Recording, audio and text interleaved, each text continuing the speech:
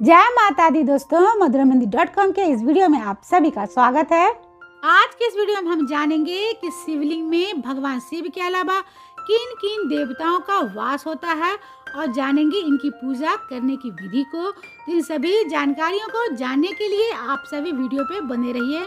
हिंदू धर्म में शिवलिंग को भगवान शिव का स्वरूप माना गया है, जिनकी पूजा का विशेष महत्व होता है। शिव पुराण के अनुसार शिवलिंग में सिर्फ भगवान शिव का ही नहीं बल्कि कई और देवी देवताओं का वास होता है। माना जाता है कि शिवलिंग के अलग अलग स्थानों को अलग अलग तरीके से पूजा अर्चना करने से साधक को शुभ फलों की प्राप्ति होती है, क्योंकि शिवलिंग पे भगवान शिव के अलावा कई और देवी देवताओं का भी वास होता है। तो चलिए जान लेते हैं कि शिवलिंग में कौन से स्थान में किन देवी देवताओं का वास होता है। शिव पुराण के अनुसार शिवलिंग पर सिर्फ भगवान शिव का ही वास नहीं होता, जबकि माता पार्वती, गणेश जी, कार्तिकेय और अशोक सुंदरी भी विराजमान होती है। तो चलिए जानते हैं कि शिवलिंग पर इनका वास कहाँ है और इनकी किस तरह से पूजा करनी चाहिए। पहला है अशोक सुंदरी।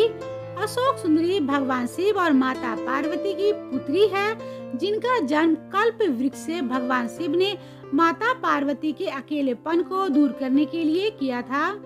पद्म पुराण के अनुसार शिवलिंग में इनका स्थान जलाधारी के बीच में है, अर्थात जिस स्थान से जल बहकर निकलता है वो स्थान अशोक सुंदरी का स्थान कहलाता है। तो चलिए अब जानते हैं अशोक सुंदरी की पूजन विधि को। अशोक सुंदरी की पूजा करने के लिए सबसे पहले शुद्ध जल में गंगा जल को मिलाकर शिवलिंग का स्नान कराने के बाद शिवलिंग पर चंदन का तिलक लगाने के बाद शिवलिंग के जिस स्थान पर अशोक सुंदरी का स्थान है वहां पर तिलक लगाकर बेलपत्र और फूलों की माला को अर्पित करके उनका ध्यान करके अपनी मनोकामना अशोक सुंदरी को बता दें। मान्यता है कि ऐसा करने से बहुत जल्द ही मनोकामना पूर्ण होती है। अगले हैं गणेश जी और कार्तिकेय। शिव पुराण के अनुसार शिवलिंग के जलाधारी के आगे की ओर जो पद चिन्ह दिखाई देता है उसके दाहिना हिस्सा गणेश जी का स्थान होता है, तो वहीं बाईं ओर का हिस्सा कार्तिकेय का स्थान होता है। तो चलिए आप जान लेते हैं गणेश जी और कार्तिकेय की पूजा की विधि को। शिवलिंग पर जल चढ़ाने से पहले गणेश जी और फिर कार्तिकेय पर जल अर्पित करें और इसके पश्चात उस स्थान पर दोनों ओर से अपने हाथों से 5 से 7 बार इस तरह से दबाना है जैसे कि किसी के पैर को दबाया जा रहा हो, और इस दौरान श्री शिवाय नमस्तुभ्यम मंत्र का जाप करते रहें। माना जाता है कि ऐसा करने से अगर दंपति संतान से वंचित है या फिर किसी लंबी बीमारी से परेशान है तो इनसे छुटकारा मिलता है।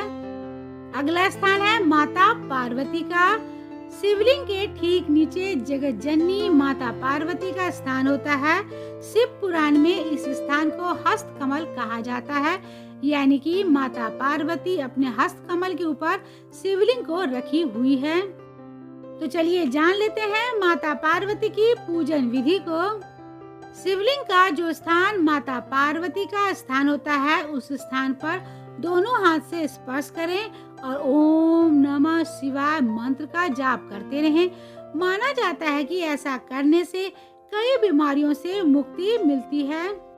तो चलिए अब अंत में जान लेते हैं कि शिवलिंग पर कैसे जल को चढ़ाया जाए। शिवलिंग पर जल अर्पित करने के लिए तांबे के लोटे में पवित्र जल लेकर पहले गणेश जी के स्थान पर जल अर्पित करें, फिर कार्तिकेय के स्थान पर, इसके पश्चात अशोक सुंदरी के ऊपर और फिर घड़ी की दिशा में माता पार्वती के ऊपर शिवलिंग के चारों ओर एक धार में जल को अर्पित करें और जल अर्पित करते समय श्री शिवाय नमस्तुभ्यम या फिर ओम नमः शिवाय मंत्र का जाप करते रहें, जिससे कि शुभ फल की प्राप्ति हो सके। उम्मीद है कि आपको शिवलिंग से जुड़ा हुआ ये वीडियो पसंद आया होगा, तो इसे लाइक करें, शेयर करें और कमेंट बॉक्स में हर हर महादेव जरूर लिखें। अभी तक अगर आपने चैनल को सब्सक्राइब नहीं किया है तो अभी कर लें। तो मिलते हैं मधुरमहिंदी.com के अगले वीडियो में एक ऐसे नई जानकारी के साथ। तब तक आप अपना और अपनों का ख्याल रखिएगा। हर हर महादेव।